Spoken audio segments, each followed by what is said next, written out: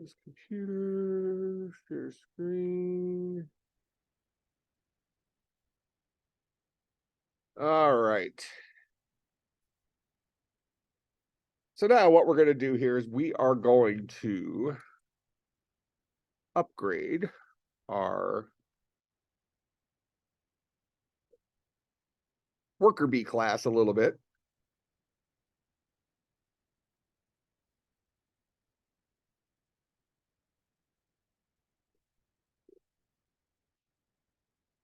Did I refresh this? There we go. All right. So if you remember last time we were looking at these WorkerBees, and remember threads are this kind of special kind of animal thing where they all implement something called runnable.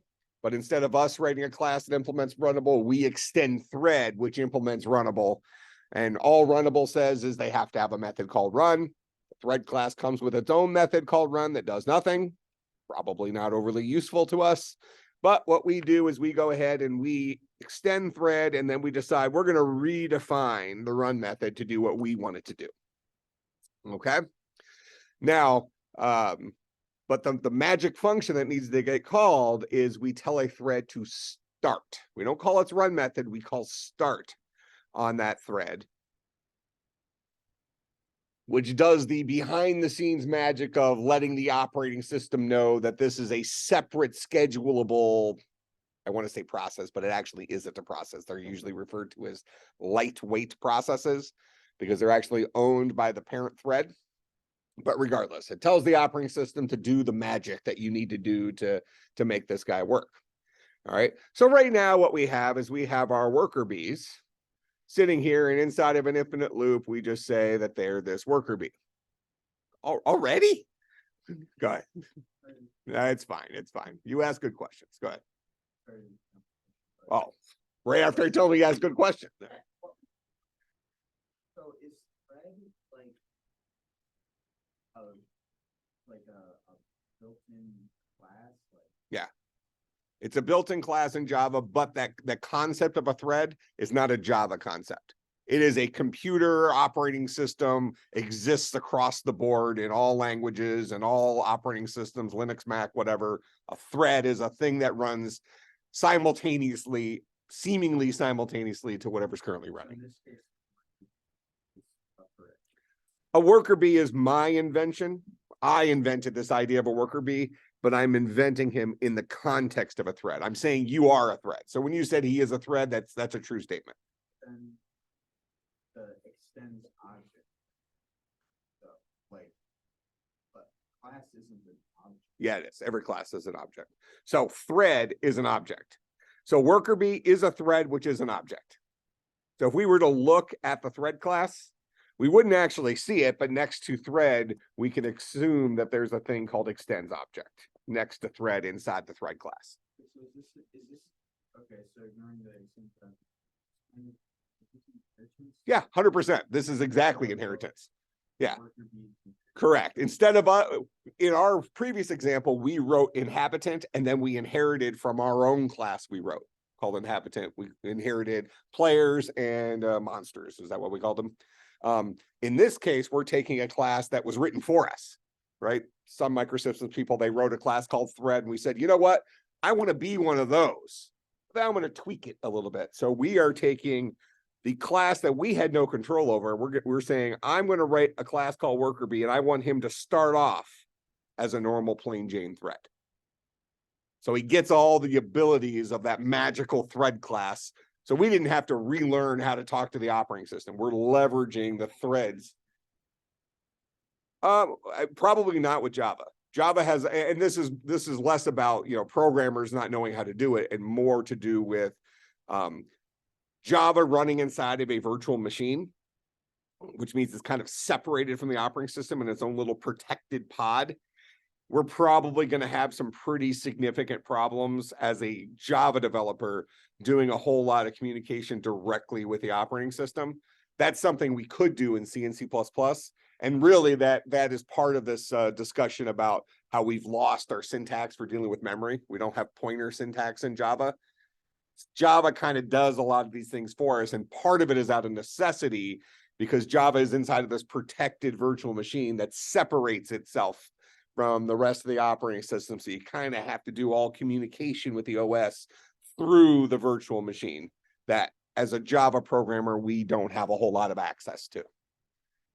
But in a C or C++ example, we potentially could write our own thread-based thing to talk to the OS in the correct magical way. You already have the tool. Yeah, thread is a predefined thing. It's not a Java thing. When you take 350, you'll learn about threads. That's the operating systems class. When you take 450, you'll write threads and processes in C. I'm talking to probably Linux, I'm guessing, is the OS.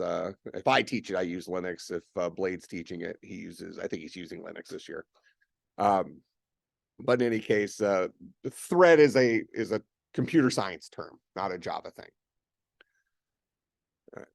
So we want to go ahead and we want to kind of further differentiate ourselves from our generic thread. So what we're going to go ahead and say is we're going to have a private string, because a class is a class. We have fields, we have constructors, and we have methods, right? We're going to go ahead and create a field. Maybe we'll remember the name of our thread. Then we're going to have a constructor. Maybe this guy takes in a string name. We'll set this dot name equal to whatever name was passed in. All right. So now I can do something like I am worker B named this dot name, something like that.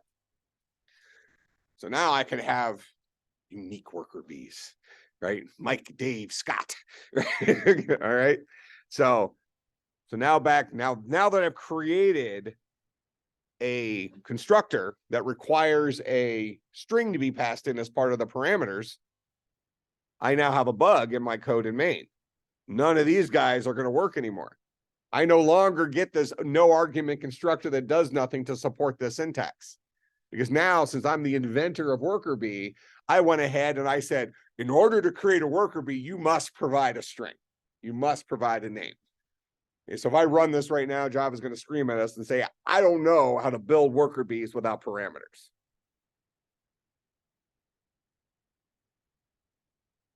Okay, can't be applied to a given type, nothing. All right, so we're going to go ahead and we're going to say Mike, Dave, and of course Gonzo.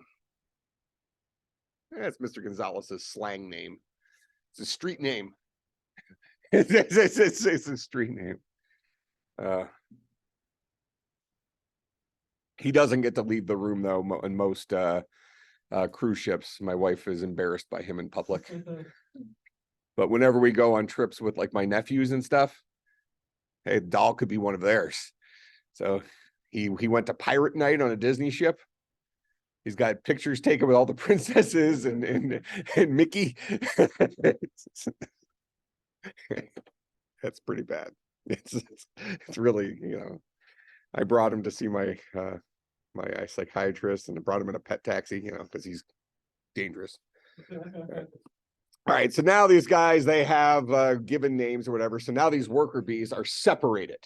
All right, we can uniquely tell them apart, at least by name in this particular case. All right, so if we go ahead and run this dude, we're going to see him babbling here. You see kind of the names are changing. All right, so you know, now we're uniquely seeing these are different worker bees based on whatever name we originally gave them. All right, now, you know, we'd probably like to go ahead and have you know, if we're thinking about our game and we want to effectively give a mind of its own to a rat, for example, you know, we probably don't want to have every single possible opportunity for a rat to decide whether it's going to take an exit or not. Because then all of a sudden you have this rat going zipping all over the place. We want it to feel a lot more, I don't know, human, lifelike, right? All right. So maybe we go ahead and we decide, you know, why don't we maybe wait a certain amount of time before we do our next thing, right? Something like that. So what I'm going to do here is inside of WorkerBeam, and kind of what we're doing is we're just adding these features, and then we'll go ahead and incorporate this into Monster. All right. So I'm going to go ahead and inside of run here, I'm going to create an instance of the random class. Have we looked at the random class in here yet? Okay, perfect. Because now it's our first time looking at the random class. Java random class. I think it's in java.util. Yep. So lives in java.util. So just real quick, I'll go ahead and say I need to import java.util.random in order to have access to that dude. All right.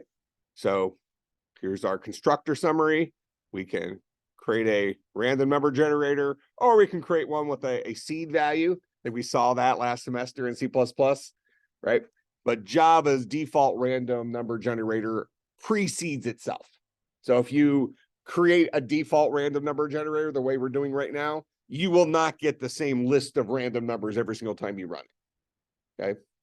It just gave us a little convenience over before, where instead of us having to pass in a seed value, I think last year we just did time null. We just used the milliseconds on the clock to seed it. So as long as you didn't run it in the same millisecond, you would get different numbers. It just does it for us here. It's not and if you rolled back 10 years in Java, it used to not do it. You know, so you used to have to use the second constructor and pass it some seed value. All right. That's more computer science trivia stuff. That's not a Java thing. That's random number generators are difficult things. Maybe Dr. Wall talks about it a little bit in the security class, but true sources of randomness are actually quite difficult, is the kind of the idea here. All right. Which actually can be is a very interesting thing related to like kind of evidence of creation. Because even if you look in nature, true sources of randomness are very difficult to find. Things seem to have order to them, for like the Fibonacci sequence and things like that. That's found in like flowers and things like that. What is that? The golden ratio, another thing that's found all over the place. So it's stuff. It actually is truly difficult to find true sources of randomness anywhere. So imagine having to take an artificial thing like a computer and ask how we can find true sources of randomness in that. They've used things like, mouse movements, right? Like, oh, well, you must be moving the mouse in some sort of random sequence, but even that, there's patterns to how you move the mouse. In Linux, they'll use something called /etc/null, which is just like a bit dump folder or a bit dump file. It just gets random bits flow into it when there's like junk stuff in the operating system. I think there's probably some proof that says this isn't quite as random as it could be. Yada yada yada. Interesting trivia. All right, so we're gonna go ahead and look. Actually, let's go. That's actually interesting. They call them concrete methods. Oh, I guess not really. Or is it just not? It's just a clicky thing. Like, hey, I was thinking they're maybe calling these static methods or class methods. They're calling them concrete methods. But the one we're interested in here is something called Nextint. All right. So this returns the next pseudo-random uniformly distributed int value from this random number generator sequence. Since it returns an int, it's going to be in the range of all integers. What's the range of all integers? What's the smallest number? What's the largest number-ish? Yeah, negative 2.1 million, a positive 2.1 million. So negative 2 to the 15th power minus 1. No, negative 2 to the 15th power to 2 to the 15th power plus 1, I think is the range. Because you have 2's complement and you don't have two different ways of representing 0. That's the connection to your 325 class, right? Isn't that the point of 2's complement? We don't need to represent positive or negative 0. We only need 0 once. So what does that mean? We get an extra number on one of the sides. All right. And the math for two's complement works out to you get the extra value. It's like negative 127 to positive 128. You get it on the positive side. Not because they just made a choice, because that's how the math dictates it. This is what happens. All right, but we can also say we want Nextint, and we can give it a bound value, and then it'll return a value between 0 inclusive and that specified value exclusive. So we can say, give me, we can call Nextint with a 10, and it'll give us a number between 0 and 9, for example.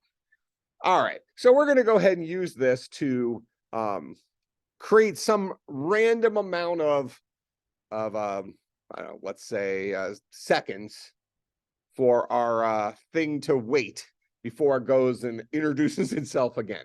All right, so we want to learn how do we put threads to sleep. All right, so we're going to come back in here. So the way we generate our random number is we'll say int r dot Nextint, and we can say 10, something like that. And this should be probably something like int num. All right, so we'll create a variable num, and we're going to store in there the result of calling r.nextint on that. And I probably should have asked you, but notice that Nextint does not have static in front of it. Therefore, it's an instance method. Therefore, we need an instance of the random class in order to call that method. We don't say random.nextint. We say, in our case here, r.nextint. We have an instance of the random class right here. We then use that instance to call the non-static method. Okay, so this will get us a number between 1 and 9. What I'm actually going to do is I'm going to say, give me a number between 1 and 19 for no great or 0 and 19 rather. And actually, I do want it to be, let's say, I want to add to it a, we're going to add to it a 3. So this will be a 3 and 22. Okay. The reason I'm doing this is to support what I'm trying to accomplish with the thread sleep timer. So the thread sleep timer, so we'll go ahead and announce ourselves. Actually, let's sleep first and then announce ourselves.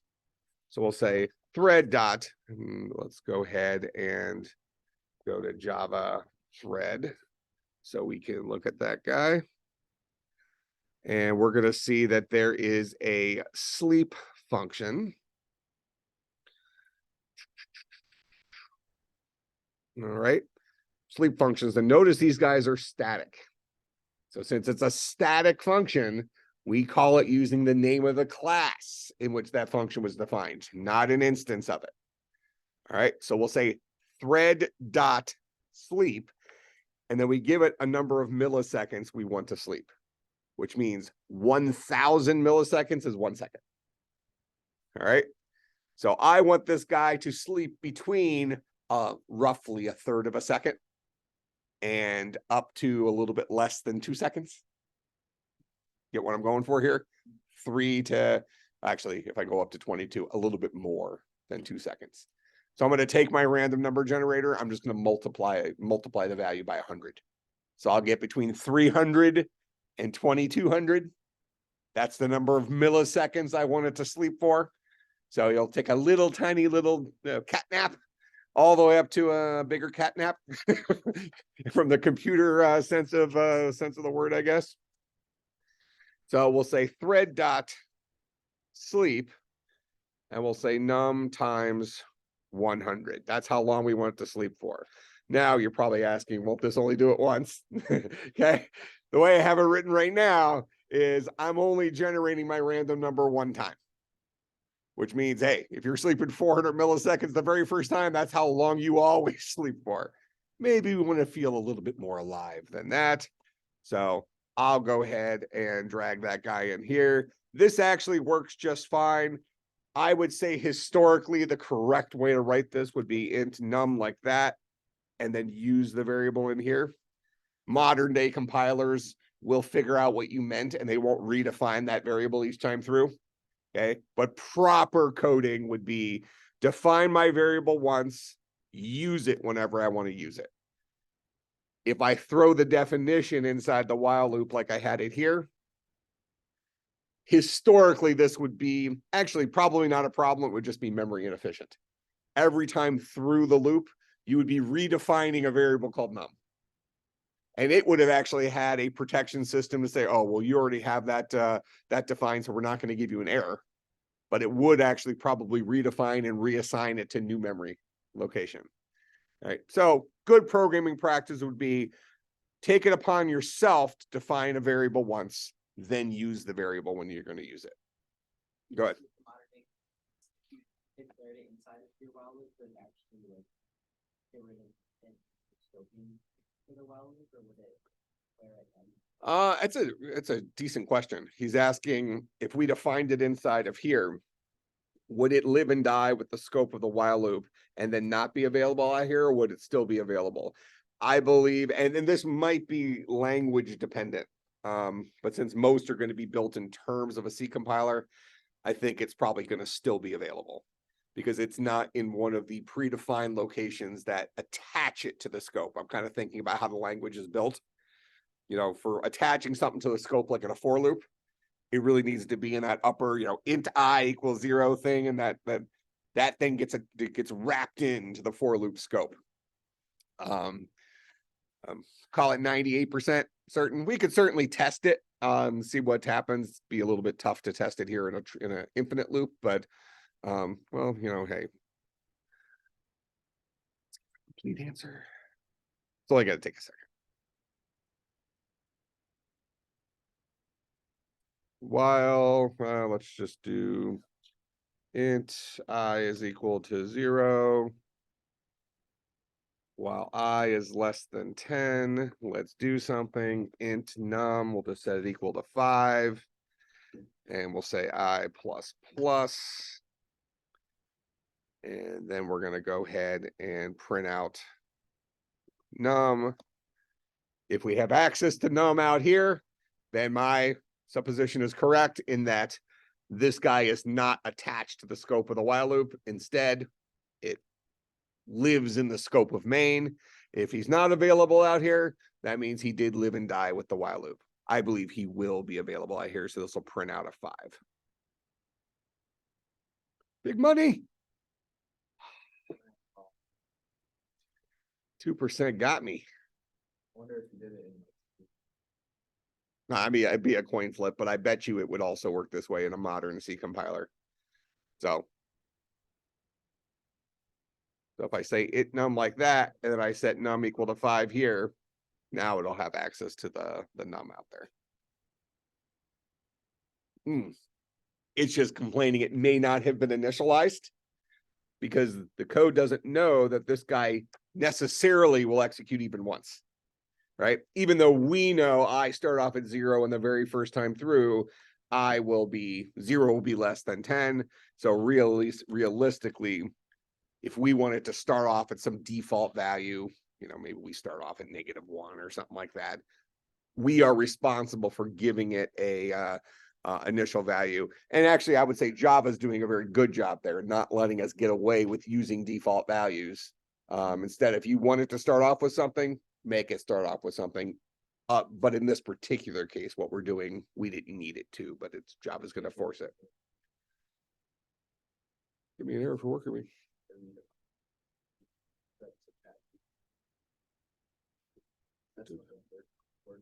Yeah, I see. Oh, because we have our because I still have this in here. I have my error from that. That's the way it should be written in there. That was from me going back and forth. So now we'll get our true oh, that's our exception. That's fine. That's the sleep stuff. We're going to call this good. All right. So if we define it beforehand, that's fine. Then we have access to it afterwards. With that in mind, you probably could actually make an argument then that if the compiler is doing the heavy lifting for you, maybe you do actually want to define it inside of here so it gets cleaned up, and then you can use that variable later on if you wanted to.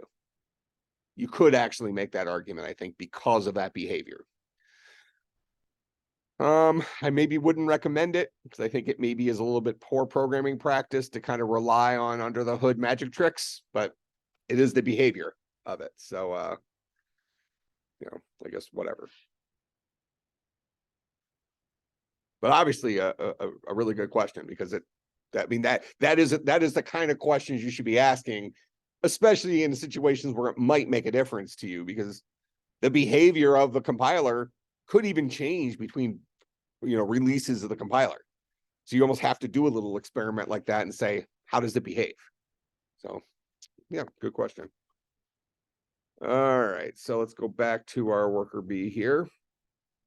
All right, so we have our int num. We're going to generate a number between 3 and 22.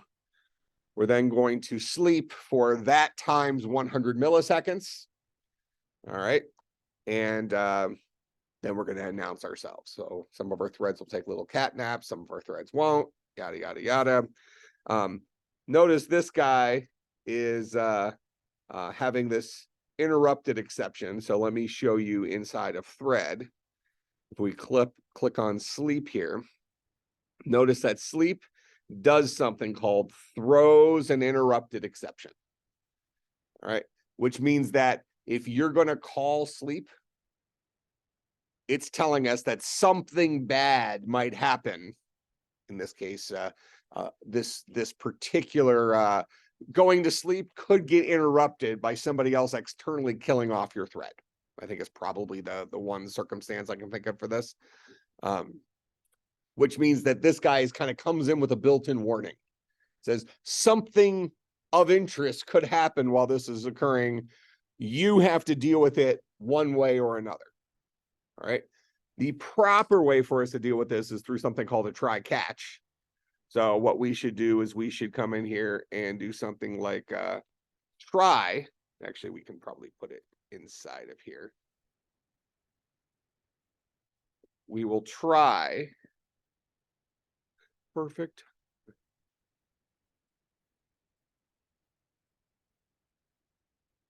I'll have it try to do both of those things, even though only that first line is the one that actually has a problem.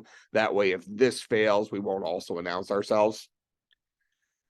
And then we would catch. Now, the exception we're catching here is something called an interrupted exception.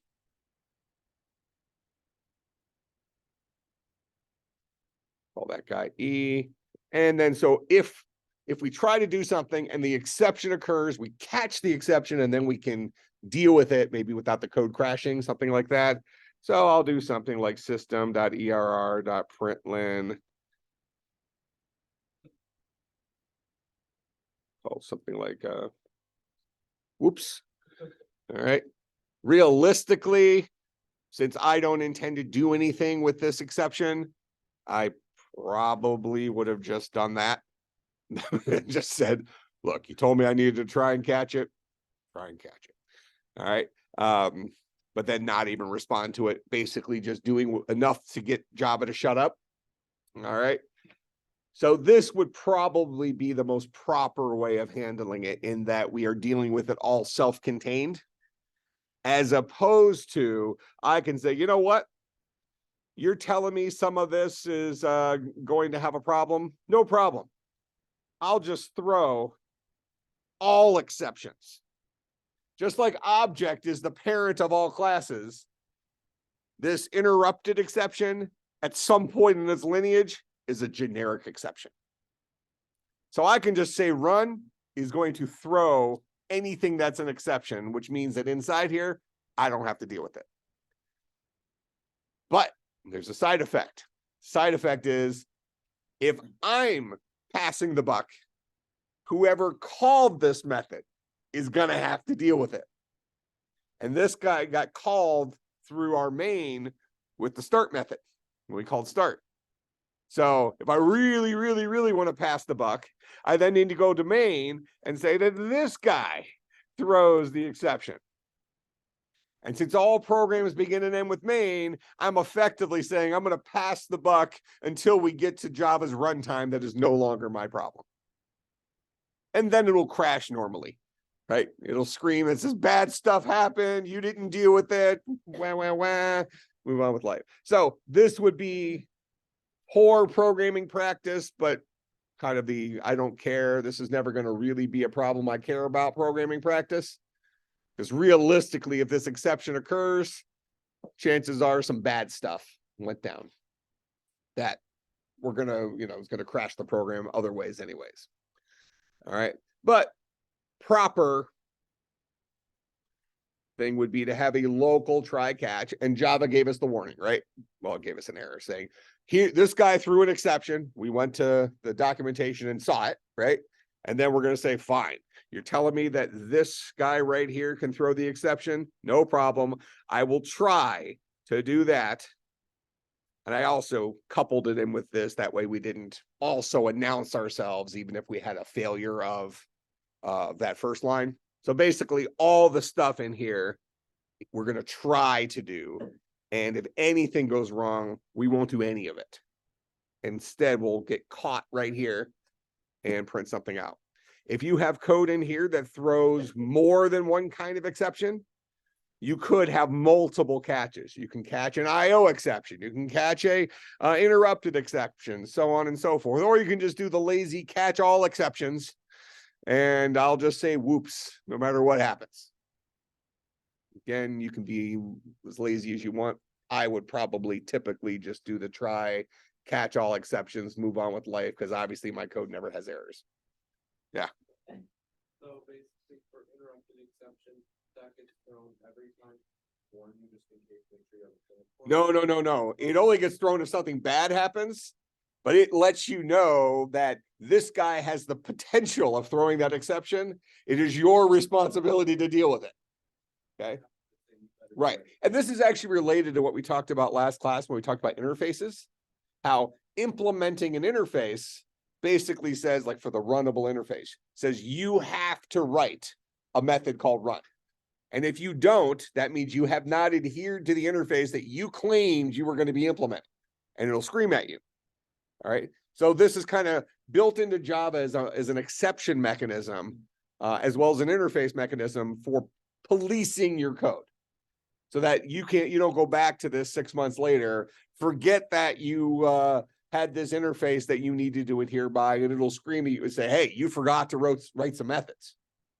All right.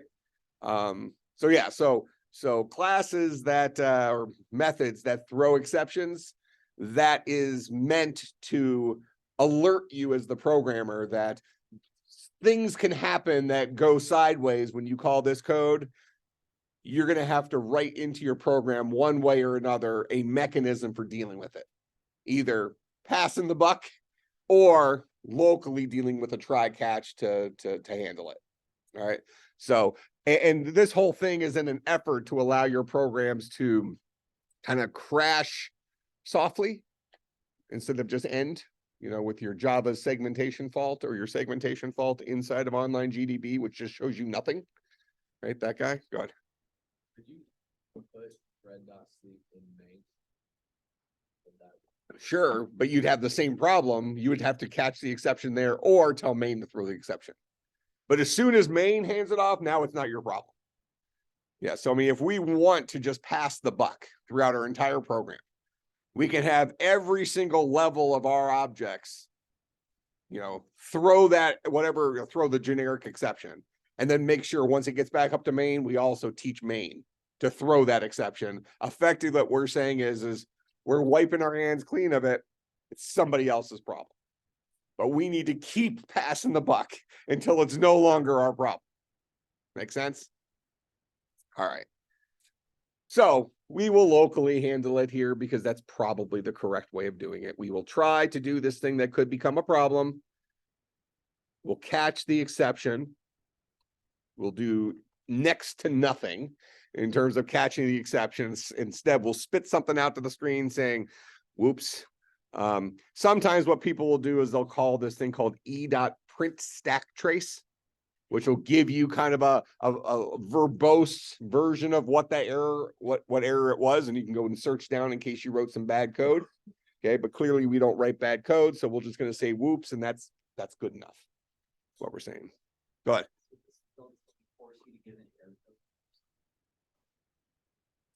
it's forcing you to at least have to face the potential of having the error, and then you can decide how seriously you want to take it. So you don't have to give an error code, but whoever wrote this said something could go awry here when you call sleep. This is officially putting you on notice. You do what you will with this information. All right, make some sense? Usually the quick fix is wrap the problematic code inside of a try block. If it's an error that you think is legitimately possible, that it's something you actually care about, you might want to have a legitimate catch that does something that, you know, is correct, right? But if it's something you think, look, if this occurs, my program is crashing one way or another. This is not something you're going to recover from. Just throw in some jokes and move on with life. You know, and just assume your code never crashes. Otherwise, it was a buggy operating system.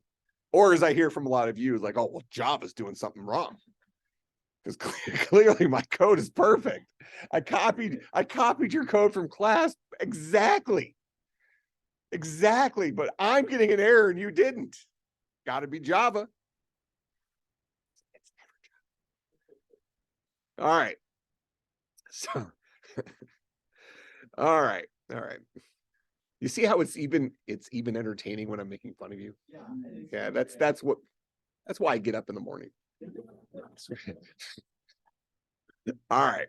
So our whole goal here, after all this rigmarole, is to have this particular instance of thread sleep for some random amount of time between 300 or 3/1000th of a millisecond all the way up to a little over 2 seconds. That's the goal. So that we have a little bit of liveliness among our threads. So it's not just, all right. So we've done that here. We'll go back to main. We'll create our worker bees. When we tell them to start, each of those worker bees gets their own copy of this run method. So each one will generate their own random number. We'll go to sleep for some random amount of time in the range that we've created. When it wakes up, it's going to spit some stuff out to the screen and it'll announce who it is because we've named each one. Then it'll loop back up and do all that again. All right, so we should get a little bit of a lifelike cadence now to our world.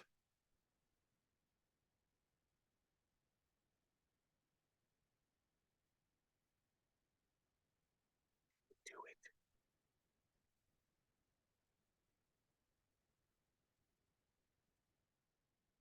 it. Man, look at that.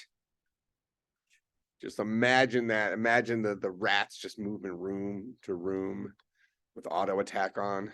Yourself,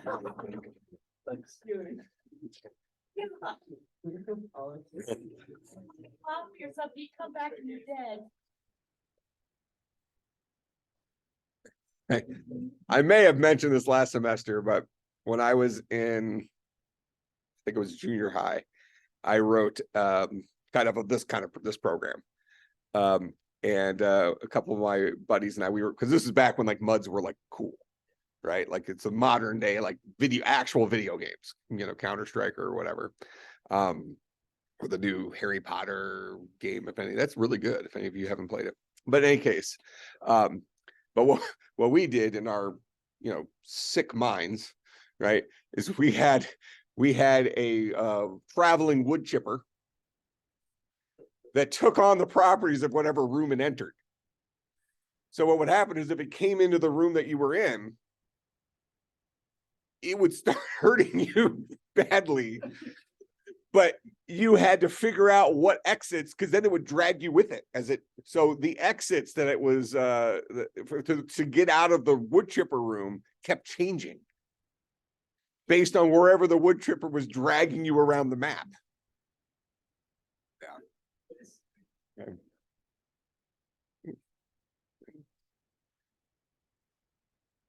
Yeah, that's what happened to people from the 80s. That's why society is where it is today.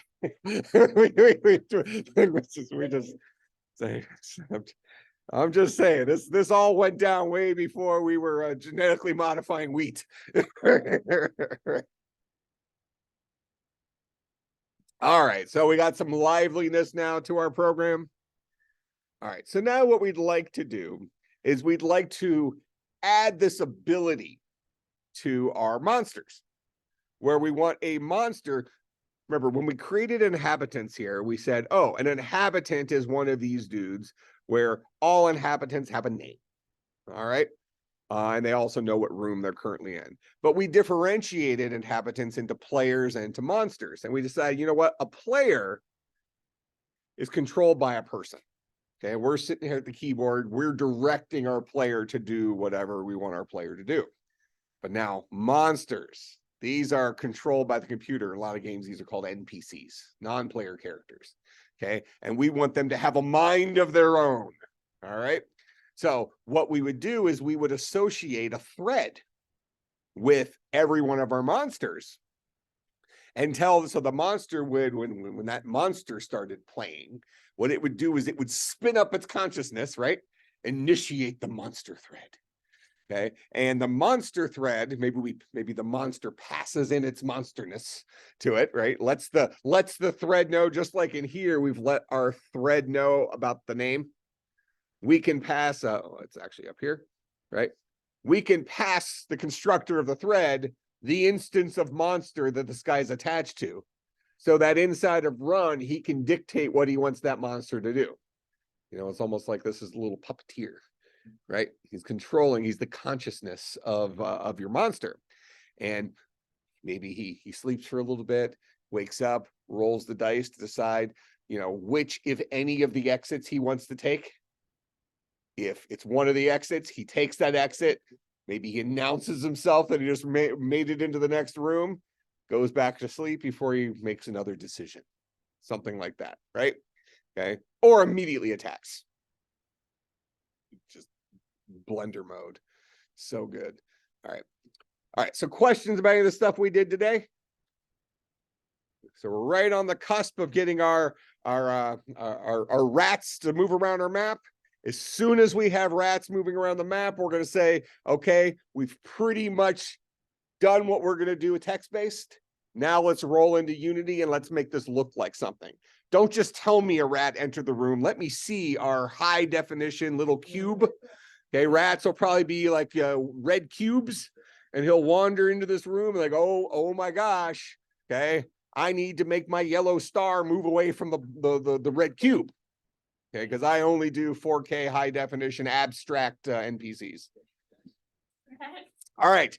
I will see everybody on Friday. If you're driving, be careful. Leave as soon as possible because the roads are probably going to get worse. And I'll see you on Friday.